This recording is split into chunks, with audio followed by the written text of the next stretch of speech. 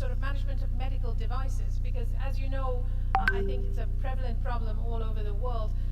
Medical devices, lifespan, longevity, the capability of that medical device to perform at optimum, all those issues come into play, and so we are looking at those kind of issues to see how facilities are meeting that criteria. In terms of just the updates of what we are doing, we do give recommendations, so we don't call them non-conformities, we actually call them recommendations for improvement, and we tier our recommendations from high, medium, and low.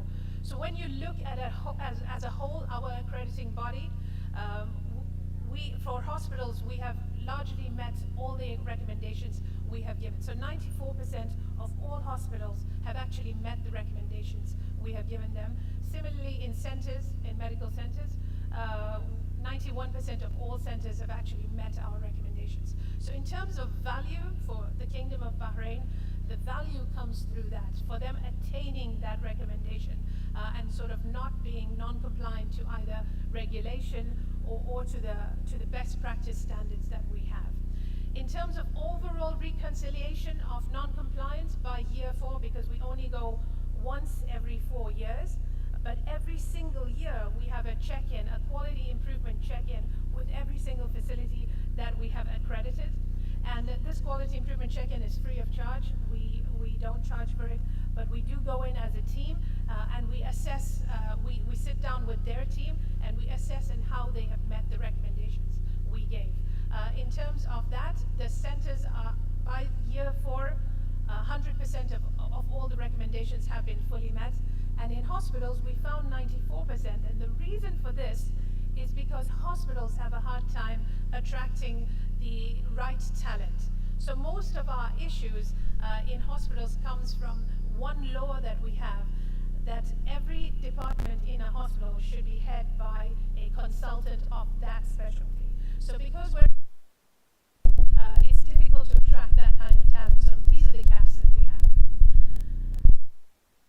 We started in the past year is collecting KPIs through accreditation, and sort of the bread and butter of the foundation that we're going to lay for benchmarking. I don't know if you know, but in the Gulf and the GCC, there are no databases for benchmarking of any of the data that we collect. So we are working towards building that database for Bahrain, and at the moment we are in the process of meeting with the other GCC countries. I'm on the panel for the Saudi patient safety, and we are figuring out how we're going to work together to get this data repository and work on a benchmarking criteria. Because at the end of the day, I mean, it's all well and good if we have benchmarking data from Australia or from the NHSN in the United States, but at the end of the day, it doesn't properly reflect our region. So we are looking to building our own database, and this has come through accreditation. We're able to pick up these KPIs. We pick them up through accreditation. We have specialized training for this KPI sort of information we pick up, and we populate them into a dashboard, and this is a real-time dashboard that the Supreme Council of Health also has access to, and they can make real-time change even when the insurance is implemented. So these are sort of our newer areas that we're working on. And so in terms of the achievements we have had in the past year, we have accredited our surveyor training program, and now we have a robust, sustainable training program. We train our own surveyors. We provide free training for all facilities. We do not encourage a consultant coming on board. We give them bespoke training. I have a small team, however, I have a big team of surveyors, and the surveyors are involved in the training as well. So we provide once a week, every single week, for the facilities. Anyone is free to attend. And then in addition to that, we have kind of bespoke training. As a consultant, I will go out to a facility and I will help them with any questions or anything they might have. We also give a lot of information through the KPI dashboard, and that KPI dashboard feeds into a lot of the regulation that we pass as a regulation. Anyone is free to attend. That's it. Thank you so much. In addition to that, we have kind of bespoke training. Thank you, Dr. Amina. Your model is certainly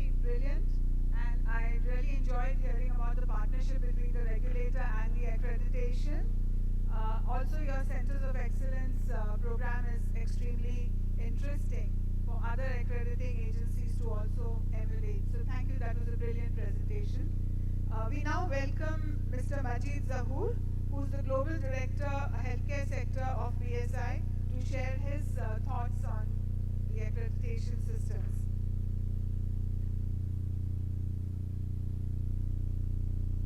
Hi everybody, my name is Majid Zahoor. I'm the Global Director at British Standards Institute. So talking about certification and accreditation is an interesting topic. It's particularly an interesting topic to follow after the Neil and Neil show, because I'm sure most of you really enjoyed that, as I did. So look, I just want to talk about the standard that we are sort of actively working on at British Standards Institute.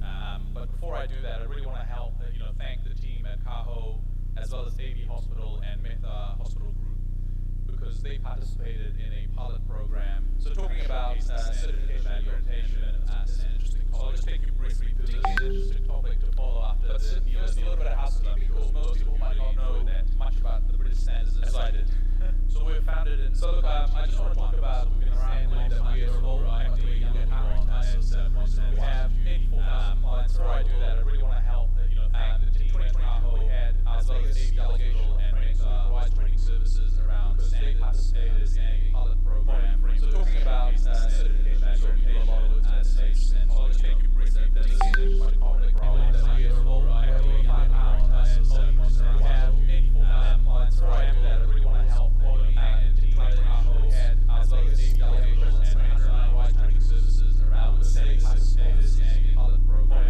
So talking about certification and accreditation, and most importantly, for this audience today, we have over 10,000 colleagues that we are global, actively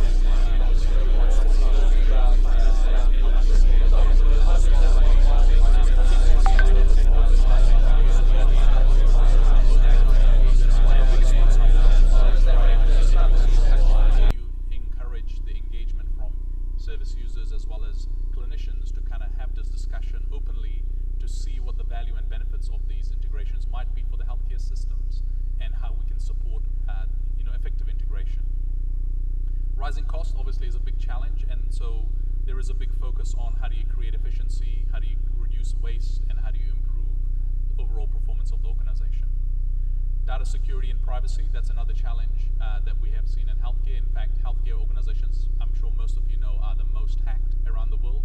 So how you secure your data, how you protect that data is important, and the standard plays a critical role in defining some parameters around that and helping you become much more sustainable around that. And lastly, but not leastly, most of you work in healthcare systems which have some level of regulation. And the idea behind ISO 7101 is we didn't want to supersede, or we didn't want to say this is a better way of doing things. We actually wanted to be a complementary framework into which you can integrate your regulatory requirements. So the framework provides a lot of flexibility around that, so that national or international regulatory requirements are met. So at the heart of the standard is obviously quality of healthcare, and what it's designed to do is help deliver safe, effective, efficient, people-centered, timely, and equitable healthcare. And I think those principles are very simple. They are core to any good healthcare service provider, and it's about ensuring that you have a robust system in order to enable you to deliver that. And how it works essentially is what we call the PDSA cycle. So the plan, do, study, and act. So the cycle essentially is a continuous improvement framework, and it's outside of that framework essentially is designed people-centered care, timely, safe, equitable, efficient, and effective care. So I think the idea behind is these elements, if you continue to do them in your organization in a systematic way, will enable you to deliver better outcomes, but also help improve and enhance the performance of the organization. So this is a continuing cycle. Once you do this once, the idea is you repeat this. At the core, you will see is leadership, and we enhanced this for a reason, because leadership is at the essence of every successful implementation. We understand that organizational leaders or organizational executives need to make decisions around quality. They need to showcase that they are bought into the principles and values. Otherwise, successful implementation is quite often challenging. It does happen at the grassroots level, but without leadership buy-in, it's very hard to implement these frameworks across the organization. So, I guess the journey that we want to just show, I call this standardize, harmonize, optimize, and then accelerate. So standardizing is around helping you as an organization come up with a framework that works for your organization. That's what ISO 7101 is designed to do. It is not a framework that dictates how you should do things. It is about your organizational size and scale and what is right for your organization. So you design a standardized process around your organization. Then you harmonize, which is bringing in the right departments and functions within your healthcare provider, within your healthcare setting, into that standardized process flow. And then based on that, you're able to identify areas where might be opportunities to improve or drive performance outcomes or enhance delivery. And once you do that, you're obviously optimizing. So that helps you really accelerate, which is what most people want to do, is be able to grow their healthcare service providing capability to enhance the quality of care they deliver, but also to grow their organization. And inevitably, if you do that and follow the methodology, you should be able to accelerate growth. Just finally, conscious of time, and we're running behind time. If you have any specific questions or anything that you guys want to reach out to us about, specifically about ISO 7101, please reach out to our head of healthcare, Prashant. He's around here as well, and we've got a booth outside, so please feel free to do that. I talked initially about the 2 case studies that we're doing with AB Hospital and Meta Group Hospitals. We have those case studies published now, so the interim data is out. The benefit of that obviously is to kind of complement that story that Neil and Anil were talking about, evidence. So we decided that the best way to prove that the framework works, the best way to showcase that the framework works, is by giving evidence. So those case studies obviously provide evidence of the implementation, the learnings that those hospitals have taken away, and then the benefits they've got by implementing this framework. So I encourage you to come and visit our booth, scan the QR code, get the case studies, and then obviously you can learn from your peers the benefits that they've seen from implementation and the benefits they've seen from taking this framework into the organization. Thank you. Thank you, Mr. Rav. I think it's a very interesting step of getting the ISO very specific to healthcare quality. Your presentation was very useful to a lot of us, and we are going to look into details for this. Thank you so much. So we welcome our next speaker, Mr. Paliska. Thank you. Mr. Mr. Paliska heads the AACI group, which is the American Accreditation Council.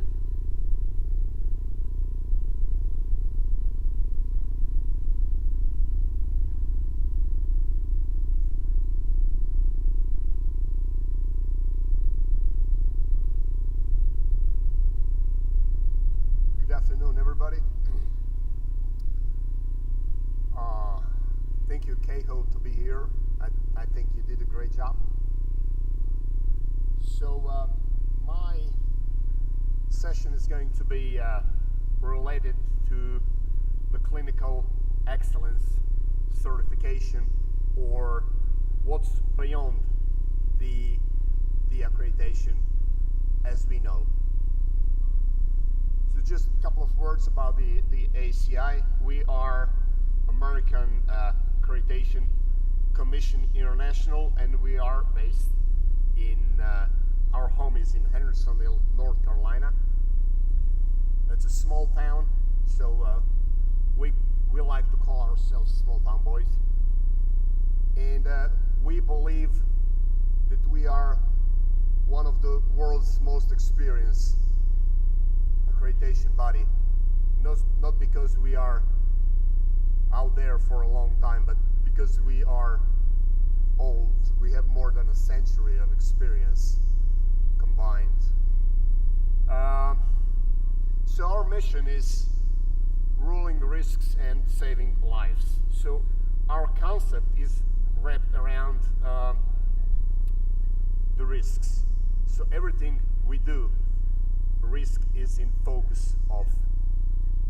I think there is something wrong with time over there, but you're gonna make it fixed. And we have a vision that says that we are trying to mitigate of human error in healthcare. We used to have a vision that was the world without the medical errors. But then we have realized that we will never accomplish or achieve that goal and vision. So we have changed into the mitigation of human error in healthcare. So our presence worldwide is, I'm not going to read the countries, so we are well presented in many, many countries worldwide. So what we do is basically, our core business is in the accreditation services. But I'm not here to present accreditation business today. I did it last year. My job today is to initiate the discussion about what's next, what's behind the accreditation process. So there is a 3-year cycle that we all know, but what we do not discuss about is how many accreditation cycles do you need to complete to become excellent? I think that's a philosophical question. You know, in ancient Greece, philosophers pondered that a similar dilemma. They asked, when does a man become bald? Is he bald after losing 1 hair, 2, 3? That's the same with the accreditation. So we don't know when exactly you become excellent organization. There are some hospitals in the United States being accredited for 70 years. Now, do the math. How many accreditation cycles is that? A lot. Is that enough to be considered excellent? So, our concept is around that no 2 hospitals are the same. So you cannot have the same approach all over the market, because every hospital is just unique. Our standards, including the clinical excellence standards, are not prescriptive. So we are not telling you what to do. We are asking you, how do you demonstrate the clinical excellence, the patient safety, and the quality of healthcare? I don't think that's me. So we have, considering that approach, we have developed different clinical excellence certification programs. The main requirement for applying for the certification is to be accredited. So we consider accreditation as the starting point on the excellence journey. Having said that is that we have developed the different clinical excellence programs and standards. For instance, we do have the endoscopy clinical excellence certification, maternity, oncology, acute stroke, and something that is quite recent, that is medical lab content certification. I'm not gonna, waste your time with this. So, what we want to achieve with the clinical excellence program is to achieve and exceed the expectations of the customers, and of course increase the level of patient safety and culture. The main concept is decision of which standard to develop is primarily guided by the potential risk to patient safety.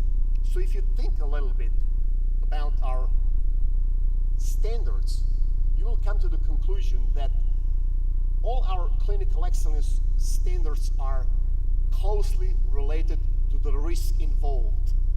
Endoscopy, one of the most risky procedures in medicine today. Maternity, oncology, and stroke. So we believe that on that journey, there is a step beyond accreditation. So,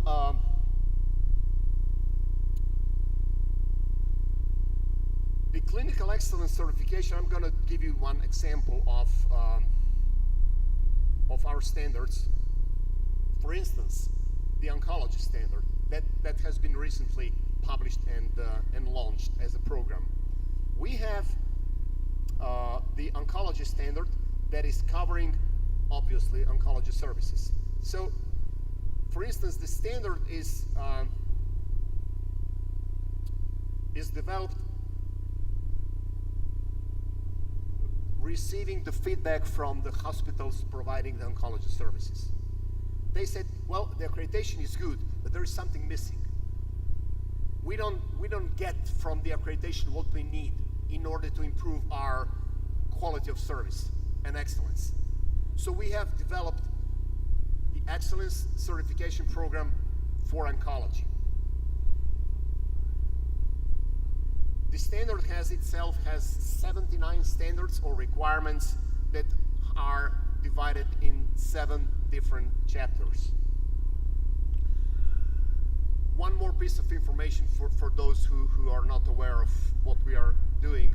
We have also launched the eTrust. This is a digital safety in healthcare, and the purpose is to certify the websites that provide medical content to ensure ethical, accurate, medically relevant, and patient-safe digital information. You wouldn't believe if I tell you that a lot of hospitals that we have accredited are providing misleading or inaccurate information on their websites.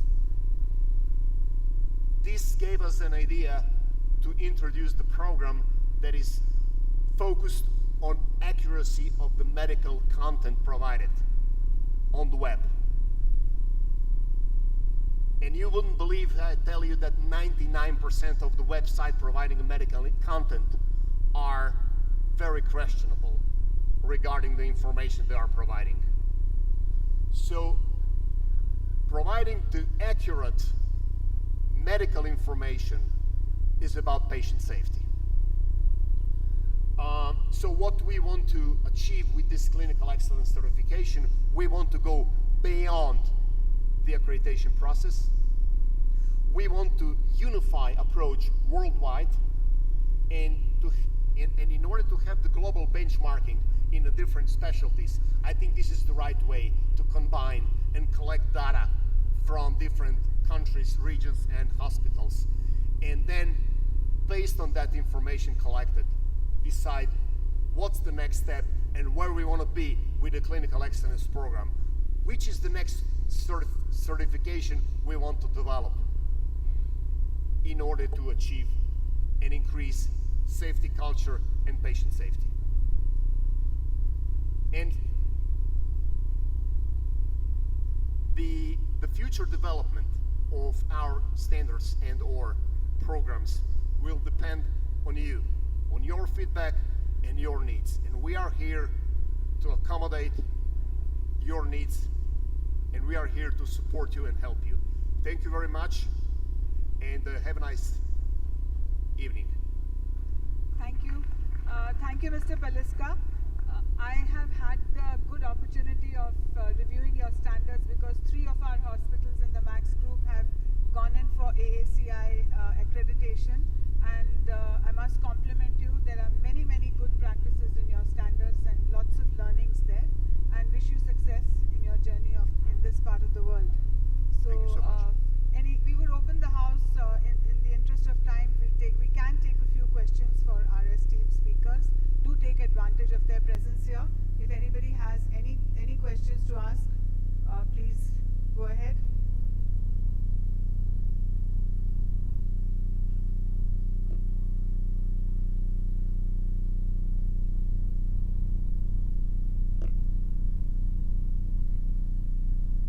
So I have a question for you.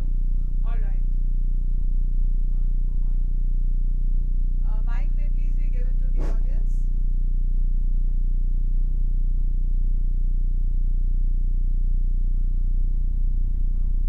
I missed your name for the last speaker, man. Yeah, question to you. You mentioned that my name is Dr. Subiraj. I work as a surgeon in Delhi. My name is Dr. Subiraj. I'm a surgeon as well as an accreditation, with an ABH. I'm an assessor. I listened with interest to your presentation about culture-specific practice at the AACI. I assume it's a differentiator from the other accreditation systems. Well, I didn't mention any other accreditation. You didn't mention, but you alluded to it sort of indirectly. I gathered that, maybe. So maybe could you elaborate on that bit? Because that's interesting, because that's more real time, that a hospital accept its, I would say, its limitations and work within that to improve it. Would you like to see how your system supports that? I listened to you last year in Kolkata too. You told the same thing, so I'm wondering how that in real time could help.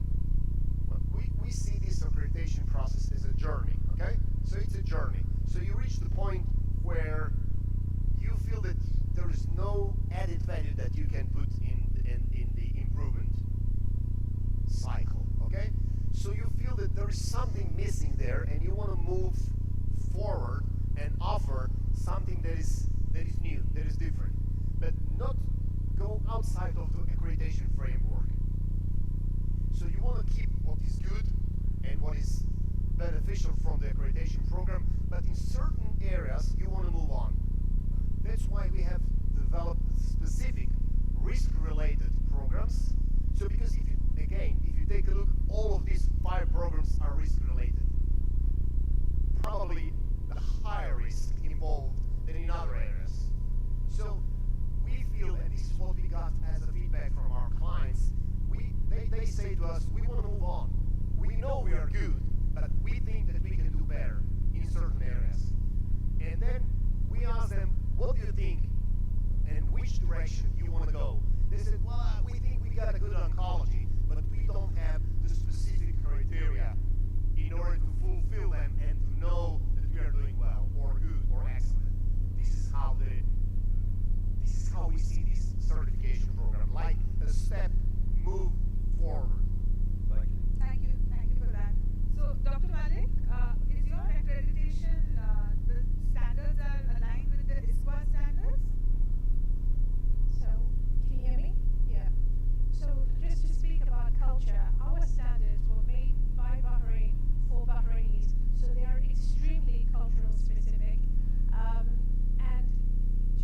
question, yes, all of our standards are ISPO accredited.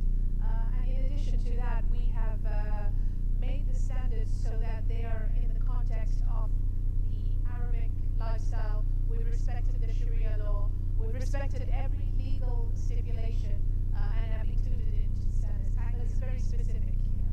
Thank you. Any other questions? One more question we can have from the audience. I was just going to touch on that same cultural question you had, and I think culture is quite an important part of service delivery in most parts of the world now. And I think the beauty of a framework like ISO structure is it gives you the skeleton, and you determine as an organization what is right and what is fit for purpose for you, but also in the context of service delivery, right? So if you're delivering services in the Middle East, nothing dictates that you as an organization can't define those parameters that are culturally sensitive to your country or your region. Similarly, if you're operating in India and you have particular things that you want to incorporate in terms of family, in terms of how you do care delivery in a broader context of community, and people's beliefs and values incorporated into service delivery, if it is important to your organization, you can define that. So we're not coming to assess have you done this tick box. We're saying, what have you defined as the parameter for your organization? And then how do we help you improve that moving forward? Because that's important to you. It's not, a fixed point. And, kind of elaborating on that to build your own journey as an organization. And therefore, you can continue to build on that. Just in continuation of that, you made an interesting slide on burnout. How do you address that with workflow, with burnout? You had a slide on burnout. Yeah, so I think the burnout is probably, not something that all of us are not aware of already, because, through COVID-19 we saw the healthcare ecosystems were under enormous pressure. So what we have done is we went out to the market, a lot of healthcare providers, but also other sectors, and we can share those surveys, and we sort of saw what the churn rates are in organizations, or why people are leaving those kind of organizations, and healthcare was one of the top. And a large part of that was, mental fatigue, emotional fatigue. A lot of it was just, physically draining work. And I think people, it is you guys operate in a very tough ecosystem, and it is always under enormous pressure. So I think, that's how we went out and we got that data, and then so we looked at what we can do to encourage healthcare organizations to be more engaging with their employees, to have more, open discussions around, is there flexibility an issue, is, mental health sessions an issue. I think one of the teams that we were working with at AV Hospital, they found that, offering yoga sessions was one thing that their team wanted to really do, so they kind of incorporated those practices to kind of help engage employees more, engage the workforce more, to kind of keep them more happier, more outside of work environment, involved in activities that could keep them, mentally and physically happy. So thank you very much, Dr. Malik, Dr. Mr. Zahoor and Mr. Paliska for bringing in such interesting global perspectives onto the doorstep of Cahocon. I'm sure this will be a very enriching experience for all of us who have listened to you. Thank you so much. We conclude the session here. Thank you, Father. Thank you. Thank you so much, the chairpersons and speakers, for this program. Kindly join for the photograph near the Cahocon logo. So now we go on to the launch pad, the launching of Sustainable Event Certification of Caho.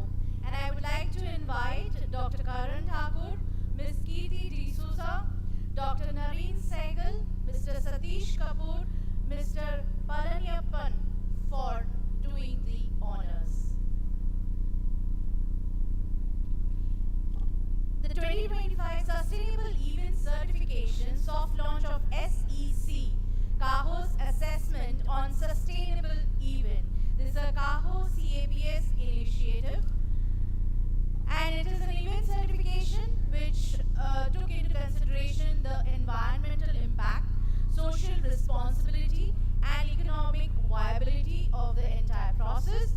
The event cycle, life cycle as they call it, from preparation to certification, and there have been several steps towards it. We're starting with the pre-self-assessment, and then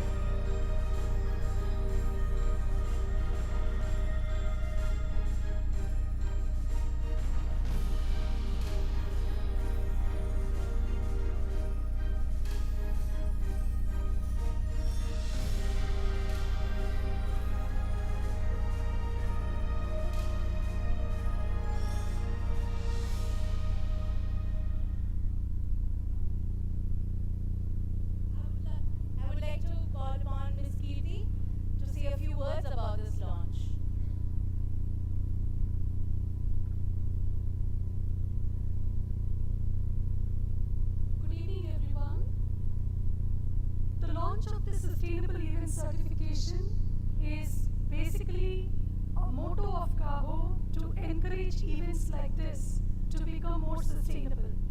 So all of us aspire events like this to become sustainable, but we do not know what are the steps to follow, how much have we been able to achieve, and where do we stand. This event certification developed and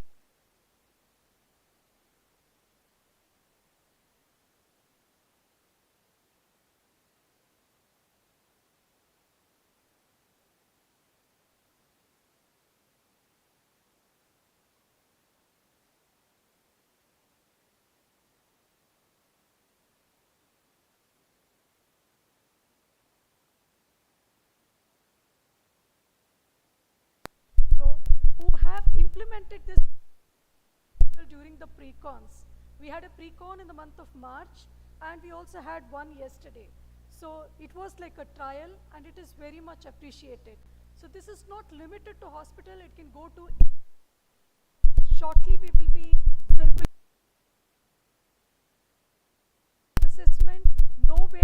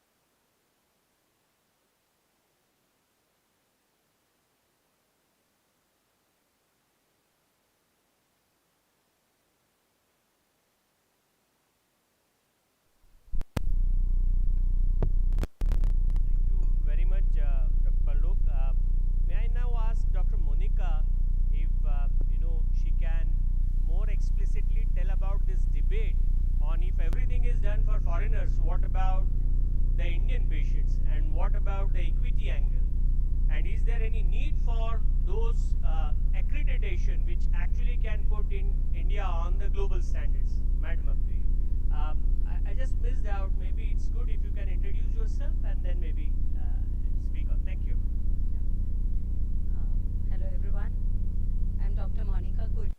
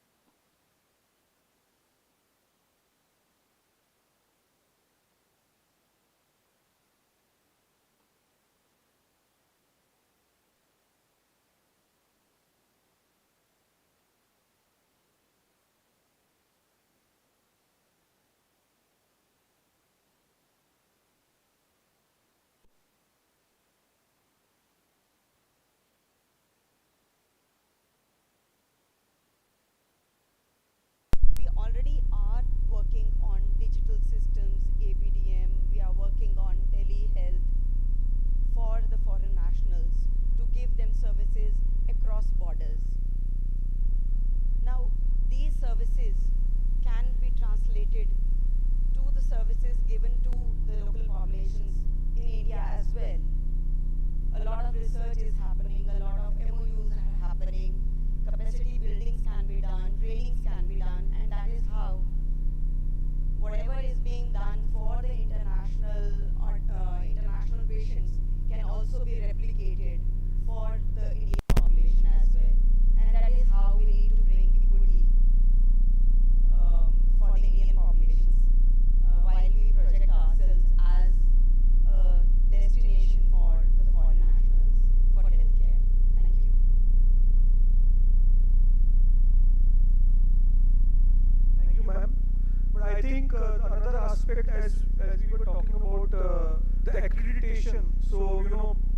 important that India projects our hospitals in terms of our international accreditation standards, because that will give the image of we delivering quality healthcare to the international market.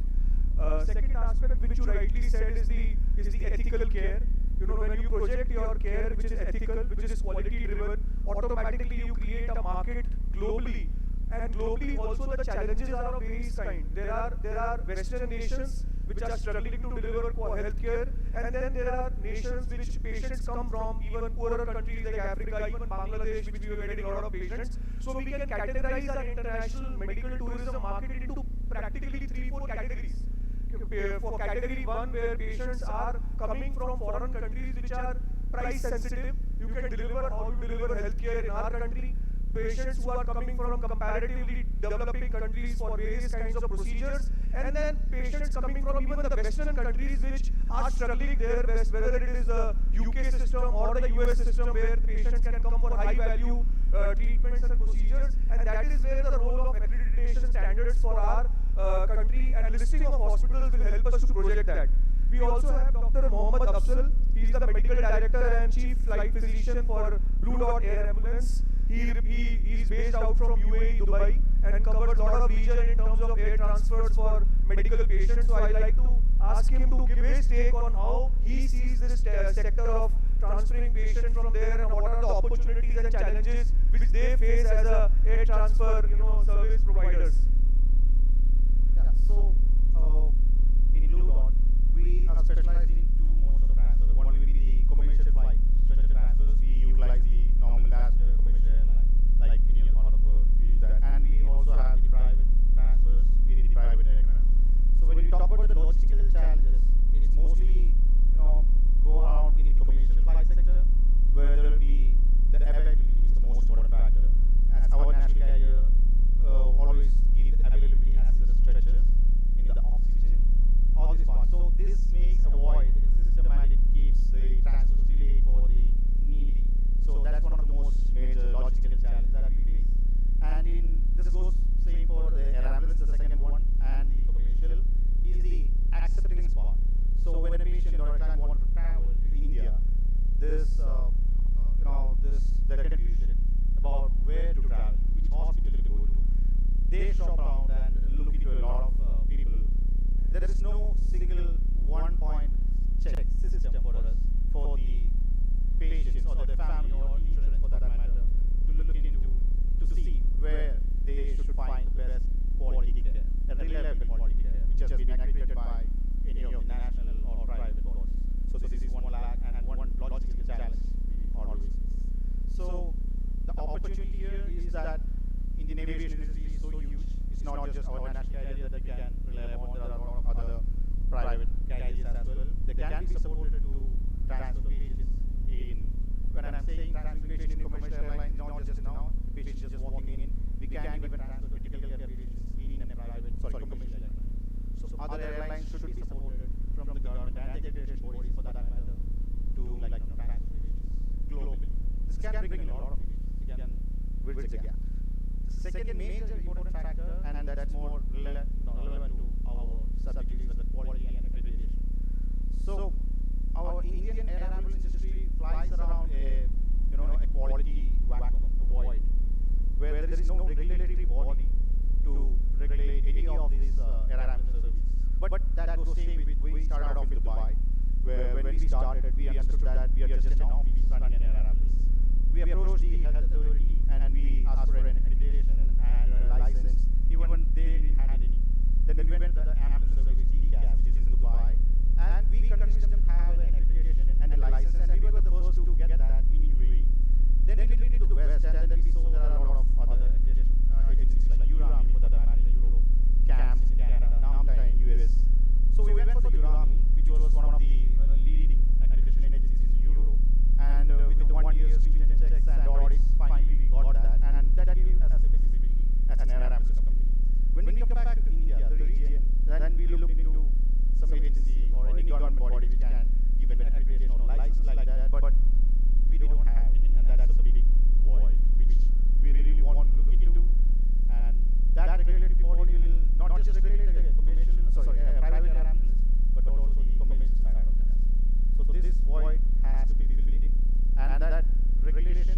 just like JCI or NABH.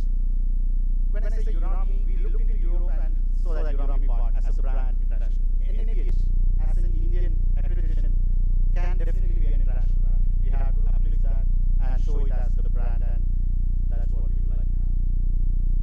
Thank you very much. And I have been listening to all panelists, but I have one question to my fellow moderator, Dr. Gaurav, who is Vice President and has been, Head of Operations for Max.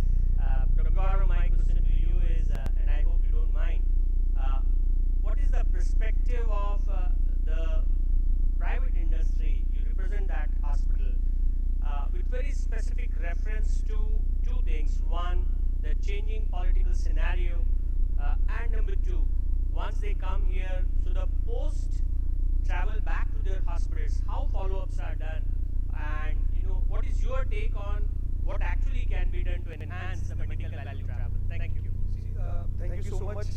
So I suddenly become transition from a moderator to the panelist, but I'll give you my take of the medical value travel, what is happening currently. See, obviously we represent the private corporate side. Max Healthcare is one of the most prominent and dominant player in the NCR region in terms of medical value travel. But let me also tell you it's a lot of challenges. To get this business is still unorganized. It is not organized at all. This business, if you compare it with our domestic business, I would find that domestic business more economically viable than our international medical value tourism, because of it is driven primarily by the so-called facilitators or so-called agents who are working and getting patients from one nation to the another nation. We all know that India is now nicely poised to grow this business at a big scale. The only thing what is limiting us is first the projection of our nation in terms of the quality what we deliver, in terms of the healthcare spectrum of procedures, right from organ transplants to niche procedures, as we were discussing about even aesthetics or everything. So the world has to know that, and India has also played a very important part in crisis management. So Indian healthcare delivery systems, Indian pharmaceutical sector, as he was just mentioning, has to be projected that it is very quality driven and also comes at a good price point, not at a cheap. We don't want to use and project ourselves as cheap medical delivery systems in the nation. Second thing is, how do you project it? When we have stronger accreditation systems like NABH, Cahocon is already driving quality at a national and global level, aligning with ISQA. We need to project that yes, our quality standards are up to international standards, and patients who are choosing us will be choosing any international standards of healthcare delivery. Third is, you become really valuable when the customer chooses you directly. Whether it is directly out of pocket or insurance companies which are based in various nations, they should be able to choose us and they should be able to facilitate us. And that is where listing of hospitals. When you are listing your hospitals at a central level, where the government also partners with the private sector and projects, it is similarly like automobile sector. We are producing cars for our nation also, and we are producing cars for the global market also, because we produce good cars at a standard procedures, and it is global standards of safety what the cars are being produced. Similarly, we can deliver healthcare, as madam was telling, to our nation also, that we set our healthcare priorities for our nation also, but parallelly we project our healthcare systems for the globe also. We can't mix it. Because if we mix it, then we will not be able to capture the potential of the international market which is rightly available. Because if we don't get into that bandwagon right now, we will miss the bus. Already Turkey, Southeast Asia, or already Thailand have already taken leads in projecting themselves in the international market. So if we lose this opportunity, and the private players cannot do it in isolation, government knows the potential, and we have to understand why this topic has been chosen for panel discussion at Cahocon. The topic has been chosen today because we know the potential. If we don't tap this potential, we are losing big economic opportunity, not only for the sector, but also for the huge employment opportunities which will be missing. Right now, India has the best expertise in doctors, best expertise in nursing, best expertise in paramedical, technical side. We have the technology available with us. Our processes are more better and streamlined and strengthened. The care delivery is much better than what it was earlier, and our pharma sector has really shown the world that what we are able to get to the world. So listing of hospitals, categorizing of the hospitals will make things easier. Insurance agencies tie-ups will make help easier, and technology, as you rightly said. So most important part is for the patients now who want to travel to India or want to avail our services. With the post-COVID era, everything is available on VC. We can have these platforms where the patient can consult our doctors. They can send their prescriptions. A preliminary diagnostic workup can be done at their place. A diagnosis can be reached. A package can be given. A pricing point can be given. Conversation can happen very transparently. And when the patient now chooses to travel, the ease of travel through help from the government, through commerce industry, through external affairs industry, ministry, visa, separate visa windows, immigration windows when they land, and then the pickup and procedures and post procedures. When you align with actually hospitality sector, we can actually grow. See, everybody has to understand. Even I was talking to somebody senior in the hospitality sector. The hospitality sector cannot grow only on marriages and banquet hall functions. Hospitality sector, every sector needs foreign tourists to come and get foreign currencies, and the economy will grow. Similarly, medical tourism and hospitality and alliance post-care. And then our mystique of yoga, Ayush, all these services can add to the end-to-end spectrum of the medical tourism sector to grow. And that is how I think we should project it. Technology post-procedure. I think post-procedure and post when they go back. Our doctors are traveling to almost every country. So post-consultation can even happen in those countries, and post-consultation can happen through VCs also. Our doctors from our hospitals also travel to so many countries and develop, the other thing which everybody has to understand, many countries don't even have high-end programs in their nation, and these are developed countries. Bone marrow transplant program, we recently developed the bone marrow transplant program in a country like Georgia. We are developing and giving mentorship to many good hospitals in good nations like in African countries like Nairobi. Western world, we are tying up with NHS because the waiting times are so high. Those patients don't even have, 6 months for a knee replacement. Those tie-ups can be done at a country, at a government-to-government level, and the patients can come to us and get those procedures done. And these procedures, what he was talking about, hair transplant, aesthetic surgeries, all the spectrum of procedures are now available in our country to deliver. Only thing is that we need to market it, we need to position it, we need to brand it, and deliver it at high quality, good price, not high quality, cheap, or anything else. So technology, aligning with the government sector, positioning it, ease every patient who's traveling from abroad, whether from African countries or Western world, needs ease of comfort, ease of travel, safer journey, safer treatments, and safer post-travel back. And that all thing can be easily delivered. Now the country is poised to capture that position in the world. And India, with the aviation sector growing and our nation and most of our metros being the hubs of air transfer and what he was just talking about, we can take that opportunity because the travel time for India from any country to any country, 6 hours, 7 hours, 8 hours is doable. Even from US East Coast, we can direct flights, 12 hours, we can reach Delhi or any metro city. So for patients, it is very easy. The only thing is we have to understand this opportunity. It's a big opportunity. If we leave it unorganized like what is happening right now, we will miss the bus and we will just keep focusing on very low value medical tourism. If we grab this opportunity in a structured way with the people representing the ministry here and very rightly said by him, the pointers and suggestions given by him, I think we are poised to be the biggest player globally in terms of medical tourism.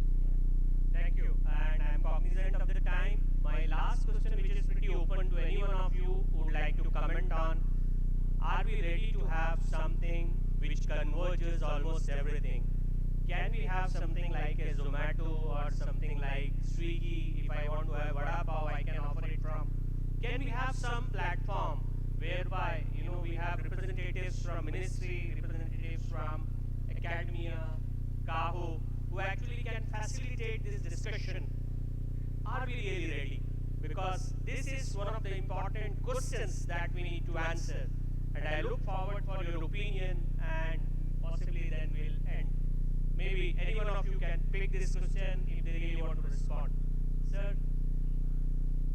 No, certainly there is a lot of opportunity because this is the model which is the need of our. The foreign patients, they also require authentic information at one place. And this kind of model like Zomato, Swiggy, where you have all the information in one place and more important, authentic information.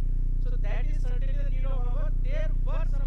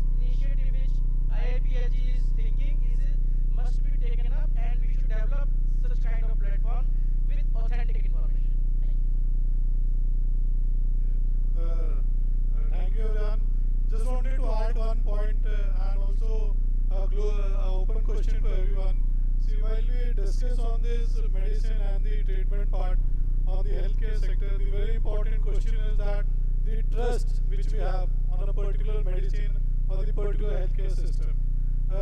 In the last year, during August 2024, Ministry of External Affairs in collaboration with Ministry of Health and Family Welfare have conducted a policy maker visit at a senior level.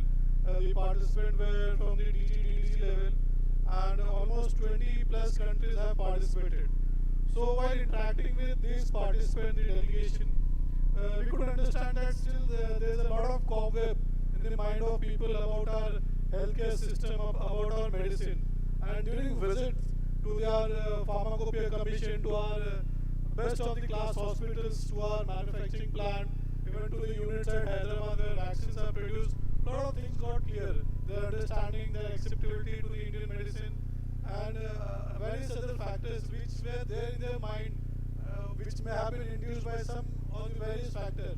We need to clear all these issues so that we can, sitting over within our India, we need to understand that we can't keep boasting about our healthcare sector unless the message has been appropriately promulgated among the people. So, government is working on the various schemes, also on the platform, which, say you rightly mentioned that similar to the Zomato or the Swiggy, we are working on the platform which will be easily be accessible by everyone. Our person looking forward for the treatment, long term, short term, can have access to those platforms and get the things at an easier thing. So endeavor is to have built up trust across the globe about our Indian pharma industry. Thank you very much, sir, and I hope we end this. I have been given signals from there. Thank you very much for your patience hearing, and in paucity of time, we will not be able to offer any question on it points, but during the tea time, we can discuss this. Thank you. Thank you, Dr. Saxena. It was an enlightening session. Let's give them a big hand. They have enlightened us on travel, medical travel. Thank you so much, sir. Let's please join for the photo shoot, please.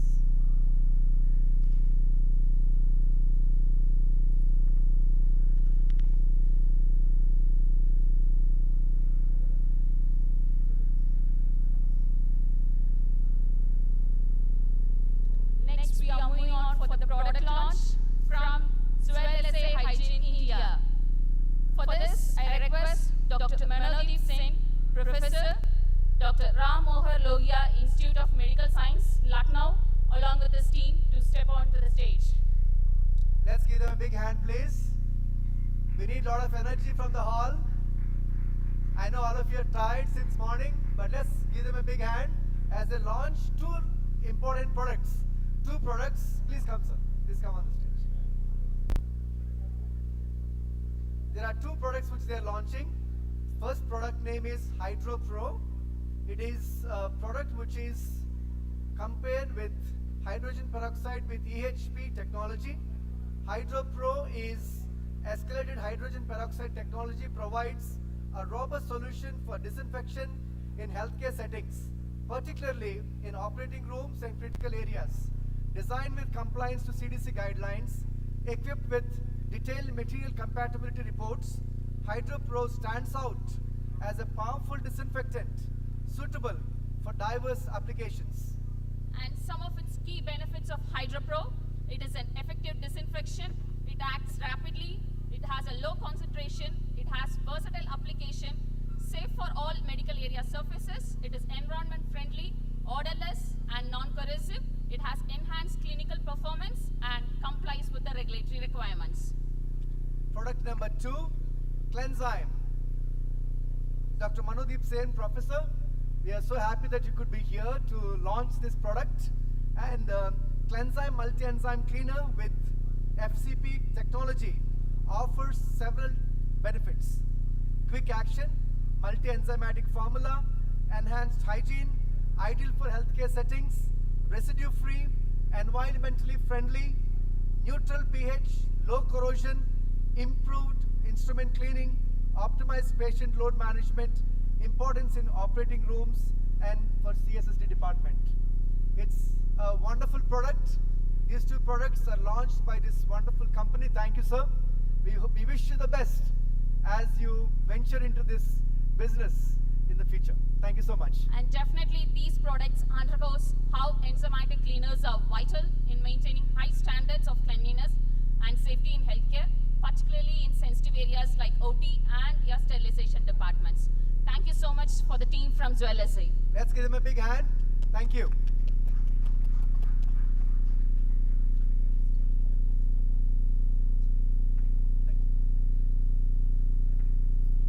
So we are moving on to the final session of the day. It is session 9. It is transformation and opportunities in healthcare. The distinguished chairperson, Dr. Manish Kohli, please kindly come on to the dais, sir. He is the founder, Pull Alliance for Digital Health and Equity. He is coming to us from the United States of America. We have the next chairperson, Dr. Rajiv Singhal, founding member, managing director and CEO, Meringo Asia Healthcare. esteemed faculty, kindly come on to the dais. Dr. Pankaj Raina, leader medical affairs, MDS India South Asia, Becton Dickinson Private Limited. Topic, reducing risks and improving vascular access outcomes, VAM India Baseline Insights. Dr. Sachin Indain, co-founder and CEO, Insanis Lifecare India. Topic, safe wards driven by digital monitoring.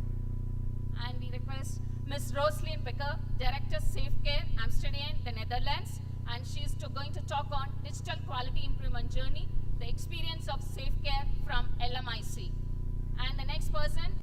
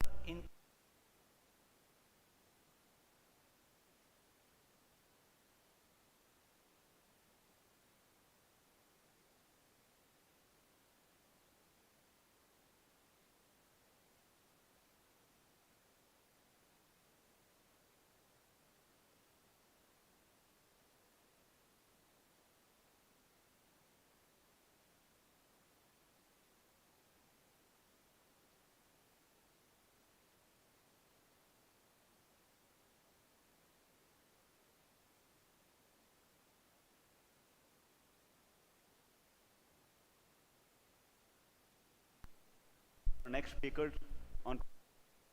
Hi. Good evening. I'm a co-founder and company called iSenses. As in line with the theme of the today, healthcare using technology, and giving you some glimpses of very exciting technology that we have. Request your attention for about 5 to 7 minutes, and sure you certainly won't get disappointed. Thank you so much, Dr. Manish.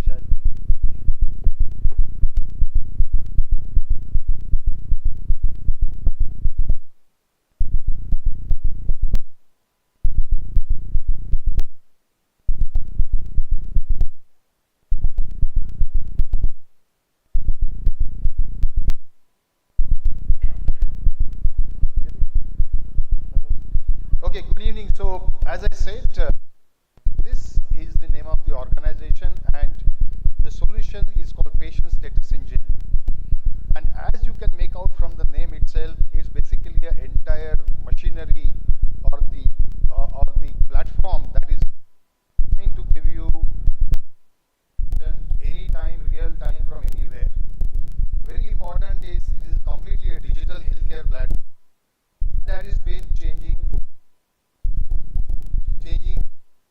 of healthcare in India big time. A little bit of us, we've been in the market, one of the pioneers in this market from 2010. So as you can calculate, we have been doing this in marketing, and 15 years is long time to master the art of the particular technology that we have, which we will talk about. And as you can see here, for the Indian healthcare is how can we help you people give a very, very high quality of medical services, but at the same time help patient and the hospitals. So one of the ways of for hospital as well as is to move the patient setup to low, means from ICU to HDU to ward and even to homes, right? If we are able to do that without compromising the care, I think to do that, right? Patients will be happy, patients will insurers, the payers will be happier than all of us. So we have a very strong legacy, and that brings the trust. If you look at this industry and monitoring, because now this is a new concept that's kind of coming up last 4 or 5 years. There has been a big in this concept of monitoring the high risk vulnerable ward patients. This is not ICU patients, this is patients or HDU patients, so ICU, and it needs a lot of players in this, but in the industry right now is few, and we bring that. That trust comes from our strong legacy, the trust comes from regulators, the way you people get the trust from NABH, JCI, CARF, multiple agencies. For us, it's the regulators. Our solutions validated by FDA, by European CDSCO. The only technology provider who has all possible approvals for this particular technology. The result of that, in a very half years in Indian market, we have been very fortunate. The customers, we are really thankful to all of these for trusting us. Now, what is that? What is the solution we are talking about? So it's basically wireless pay. So as you can see here, we have my colleague here. If you can have a video on.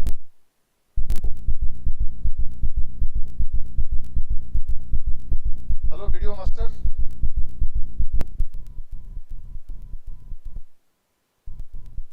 Video master, please. Yeah. That's the technology that we have. We have a cardiac sensor that body. It goes just on the 2 ECG usable. It a simple battery, Bluetooth enabled, reusable. You can replace the battery and use it. You can clean it. A temperature sensor. Then we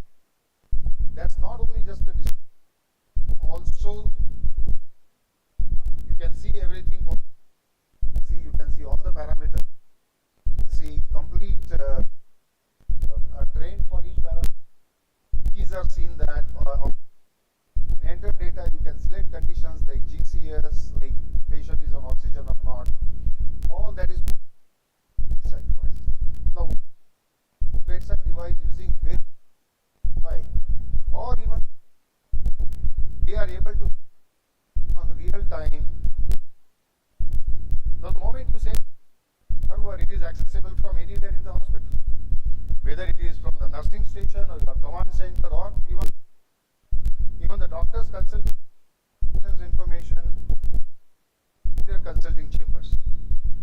We also have early warning scoring mechanism, and very importantly, reports, dashboards, and single clickable reports are available.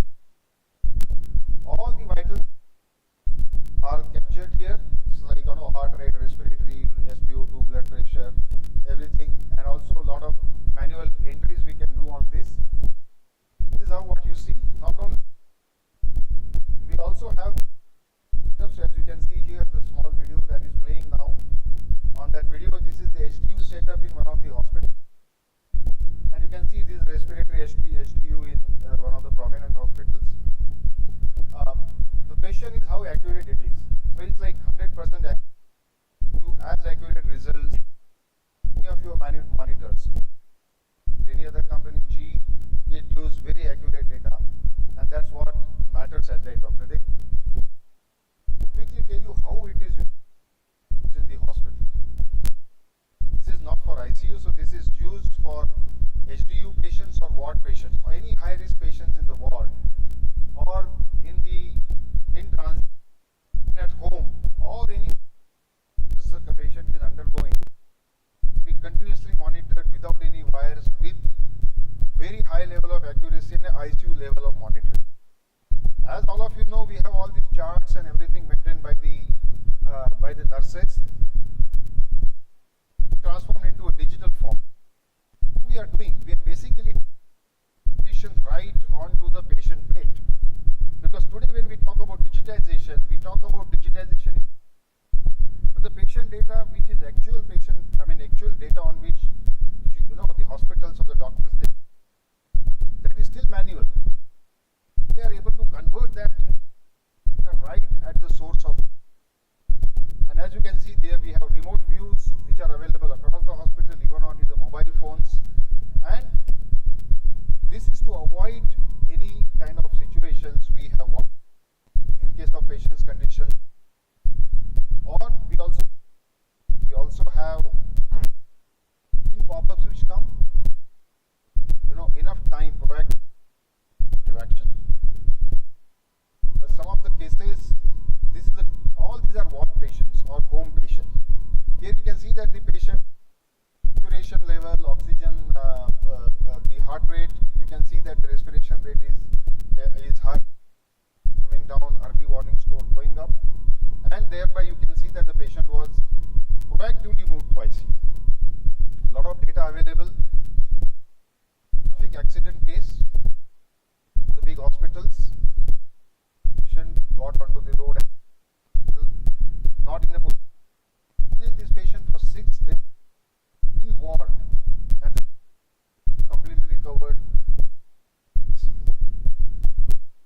Patient admitted, cardiac procedure, goes into syncope, and then when the syncope happens, nobody knows why and what's the main reason for that. Our system could data properly. You can see that the ECG could see arrhythmic beats lasting for 30 to 40 seconds, and as a result, cardiologists did not wait for the procedure which was scheduled for next day. They immediately got onto the cath lab and got the procedure done for the patient. This was a home care patient with bradycardia condition, went home, heart rate dropped immediately, and as a result, immediately to the hospital, put a pacemaker. You can see here, this is the patient being robotic the rehab, and devices on his body like Shahbaz has here, and the patient is being monitored without any any wires or anything. And of course, in transit at home we can do. So this is the technology which is transferred. It helps you all the way from clinical to operational to financial benefits. We have, as we said, we know Fortis, MAN, AG, Arrate, using it successfully. It can be very,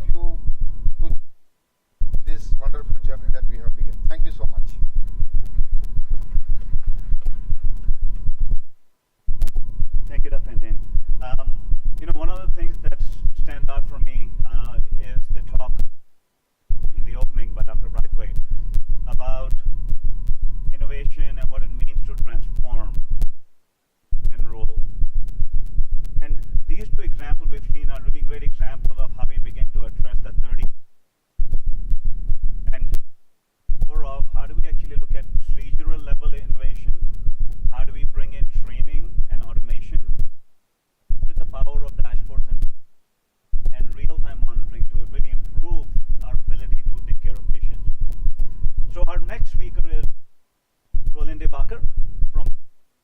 We're going to talk. We actually lead for resource settings through the use of quality standards. So, Ms. Roland Bacher, the floor is yours.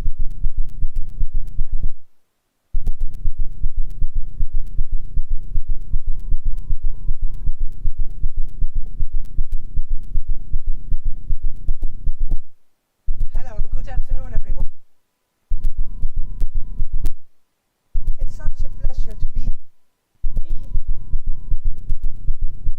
It's my first time at Cahocon, but congratulations team.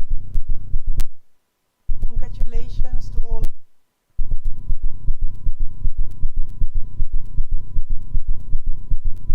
I want to talk about quality improvements, and I want to dream. Your dream, if you look at quality healthcare and the national and international agenda, we know that a lot of patients don't have access to quality healthcare. And even today, we know that poor quality of care is more deaths than care. As Safecare, we have a team here in Delhi, based in Amsterdam, we have Tanzania, and Nigeria. And our mission is really to bring quality healthcare to the last mile and to reach the. Know that there are many challenges of staff that is we know increasing demand because of the rise of NCDs. We know that there's a high out-of-pocket expenditure.